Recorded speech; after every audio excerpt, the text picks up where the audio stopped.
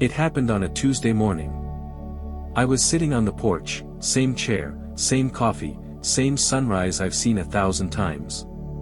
But something felt off. My head was light. My breath is shallow. My hands are cold. I reached for the little wrist monitor I bought last fall, just to be safe. The screen blinked, 52 BPM. I thought it was a mistake. Maybe I placed it wrong. The battery may be low. So I tried again.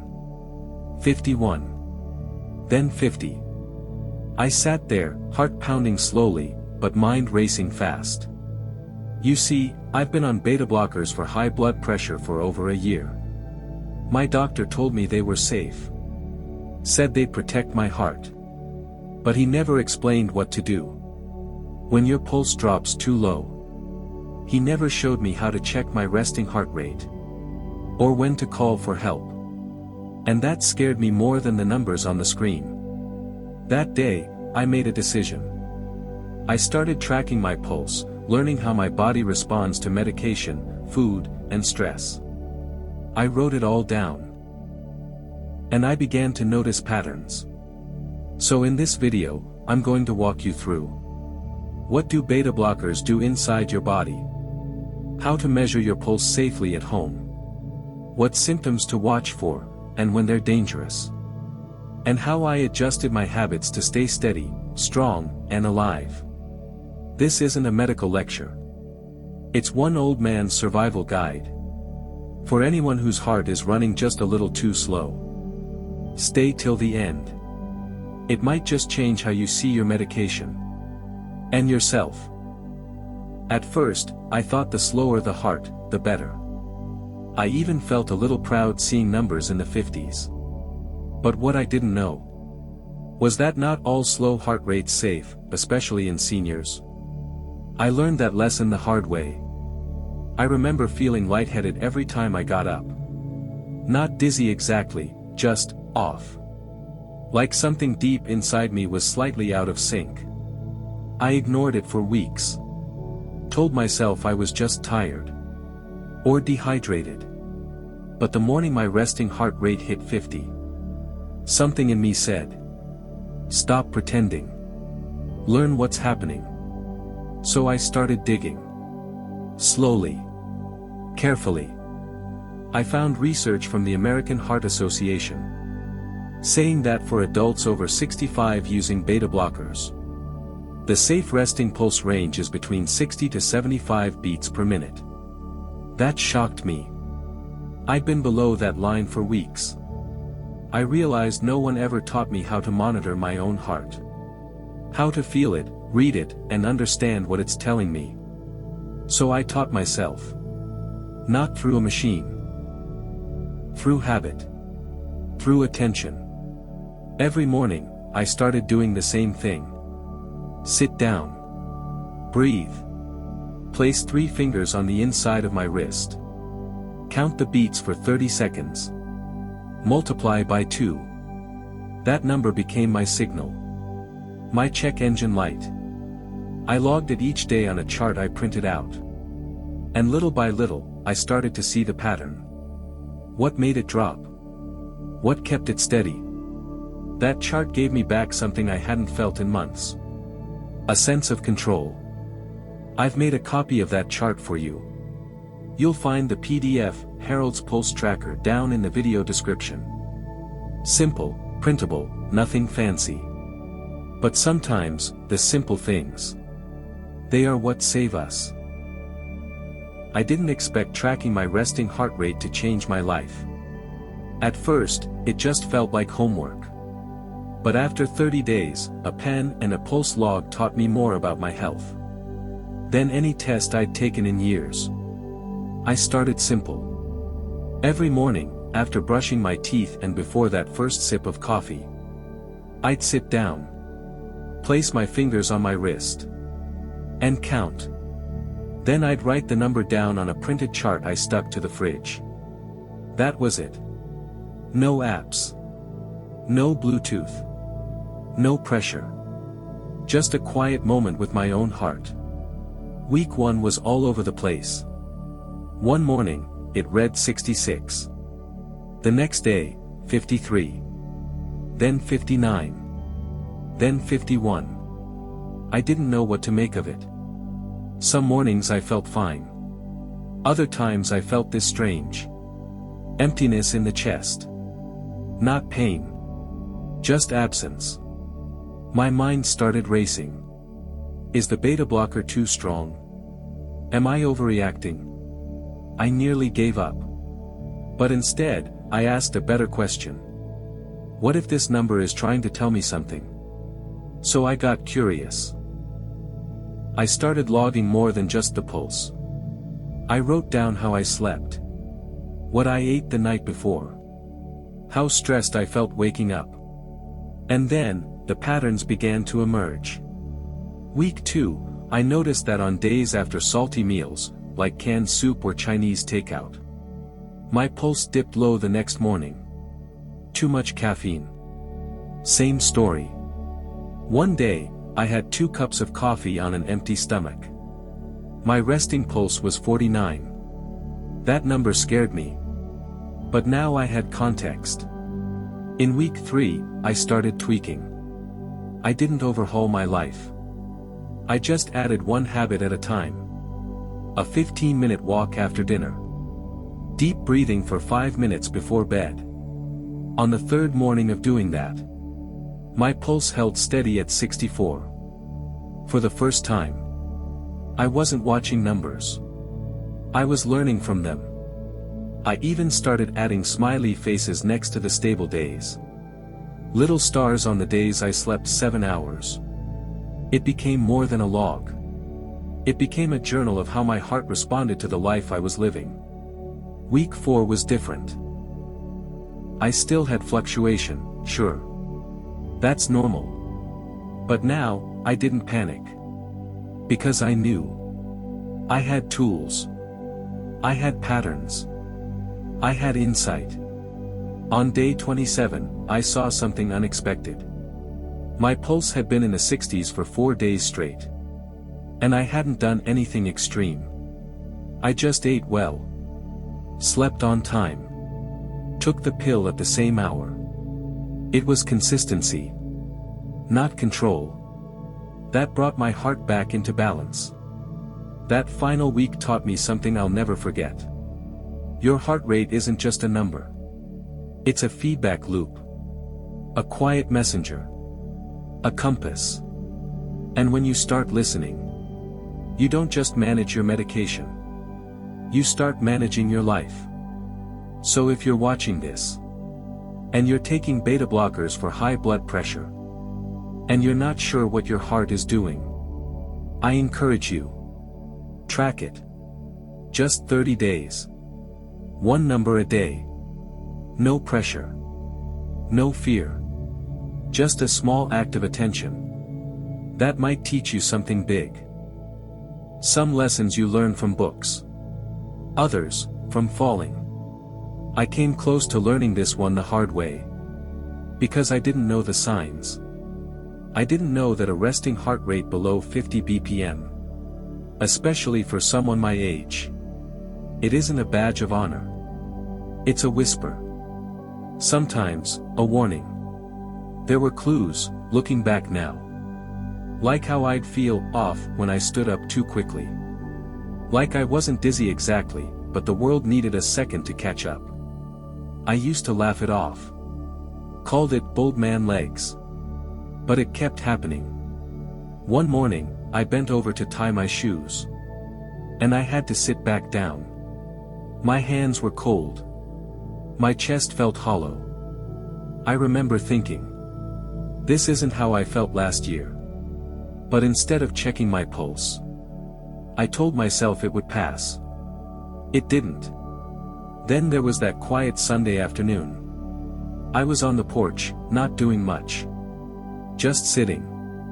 The breeze was soft. But I felt blank.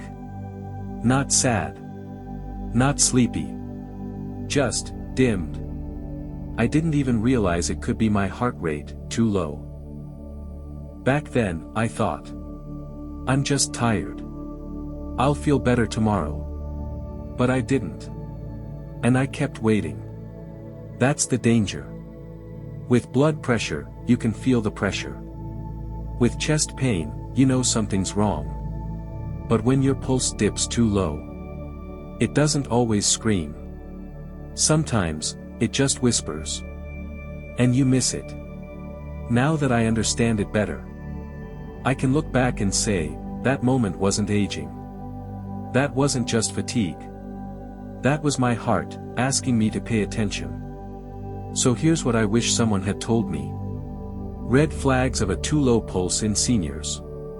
Below 50 BPM more than once a week. Feeling lightheaded or wobbly when standing. Unusual fatigue after small tasks. Shortness of breath when walking slowly. A sense of pressure or fluttering in the chest. Cold hands or feet, especially in the morning. Feeling foggy, detached, or not present. These are not just side effects.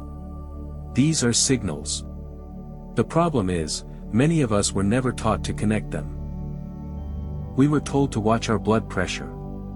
But no one said, here's how to monitor your resting heart rate. Or, here's when a slow beat becomes a red flag. And so, most of us shrug it off. But the truth is, when your heart rate gets too low, blood doesn't reach your brain fast enough. Or your muscles. Or your balance. And that's when falls happen. That's when someone calls 911. So now, I check. Every morning. And especially when something doesn't feel right. Because I've learned. The longer you ignore your body's whisper, the louder the consequences become. And it's not about panic. It's about preparation. It's about knowing that your heart doesn't lie. So if your pulse is dipping often below 55, or you feel off more than just tired, talk to someone. Don't wait for it to pass. It's your body's way of saying, I need your help now. I used to think I was doing everything right. I took my beta blockers at the same time every day. I kept every appointment. I nodded when the nurse said, any dizziness? Nope.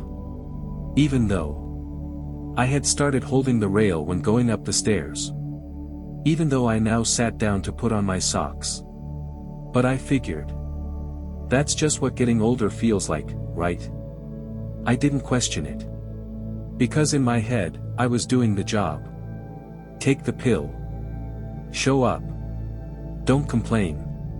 But inside, I felt like I was disappearing from my health. I had handed over the keys. Let the medicine do its job, I told myself. And I waited. Waited to feel better. Waited to feel steady. It didn't come. Not until I started listening. Not until I stopped thinking of health as something done to me. And started seeing it as something I was part of. It began small. A chart. A few numbers. A realization that my resting heart rate wasn't just a number on a screen. It was a pattern. A language. A message. And once I started listening to it, things began to shift. I became curious. What makes my pulse steady? What throws it off? I started tracking more than beats. I tracked choices. Sleep. Water. Walks. Quiet. And I realized. The pills weren't failing me. But they were waiting for me to show up. To do my part. I thought medicine was the plan. Turns out. Medicine was the support. The plan was me. Me showing up. Me adjusting. Me taking responsibility, gently. I remember the day I truly felt it. A quiet morning. Pulse at 65. And I knew exactly why. Because the night before, I turned off the TV earlier. Took a slow walk around the block. Drank warm tea. I didn't just take a pill. I took care. And the reward wasn't fireworks. It was this steady rhythm inside my chest. Like my body was saying, "Thank you. You're listening now." That was the moment I stopped surrendering. I stopped waiting for someone else to fix me. I stopped thinking health was about control, and started seeing it as a collaboration. My heart and working together. Every day. No one sees those wins. They're not dramatic. They don't make headlines. But they make mornings easier. They make stairs manageable. They make life feel like mine again. So if you're watching this, and you feel like health is something you're chasing but never catching, I want to tell you, you don't have to chase it. You just have to meet it. One breath. One beat. One choice at a time. I used to take my beta blocker with a cup of coffee and forget about it. Just one more thing on the checklist. Swallow the pill, and the pill will do its job. That was the agreement, right?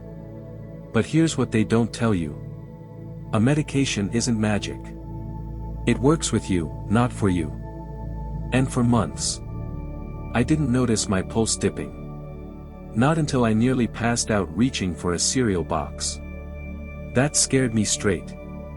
So I began a new habit. Quiet. Simple. Private.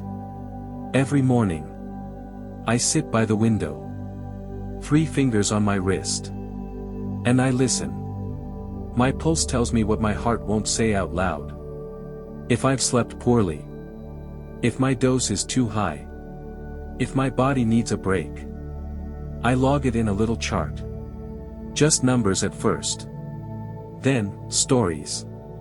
There was a day my resting pulse was 48. I lowered my medication and told my doctor. A week later, I felt human again. That's the power of awareness. If you're using beta blockers or any heart medication, don't give away all the control. Take a little piece back. I made a tracker. Nothing fancy. Just the sheet I use every day. You'll find the PDF link below this video. Print it. Keep it near your toothbrush. Or better yet, next to your coffee like I do. 5 minutes. That's all it takes to listen to the only drumbeat that truly matters. If you try it, tell me. Just leave a comment. Day 1, I'm listening. I'll be reading everyone. And if you need a place to walk this journey with others, we've created a small Facebook group. Pulse Walkers, with Harold. No pressure. No preaching. Just quiet accountability. And a shared heartbeat. If you've made it this far, I want to say thank you. From one heartbeat to another. I'm not a doctor. I'm not a scientist. I'm just a man who ignored his body for too long. And paid the price. High blood pressure almost took me out. Beta blockers helped bring me back. But it was this. This quiet, daily check-in with my pulse. That made me feel alive again. So, what do I hope you take away from this? Not fear. Not guilt. Not another list of things to fix. Just this, no one else can hear your heartbeat the way you can. So start listening. Even just for a minute a day. That's where it begins. Not with a hospital. Not with a pill. But with a choice. One gentle, ordinary choice to care. About the rhythm of your life. I've left the PDF tracker below. There's also a link to our small group. Pulse Walkers, with Harold. It's free. It's private. And it's full of folks like you. Trying to do just one thing better. If you know someone who's on heart meds. Or if you just want them to stay a little longer in this world. Send them this video. Because sometimes, the quietest stories, they are the ones that save us. Until next time, stay steady, stay kind, and stay listening.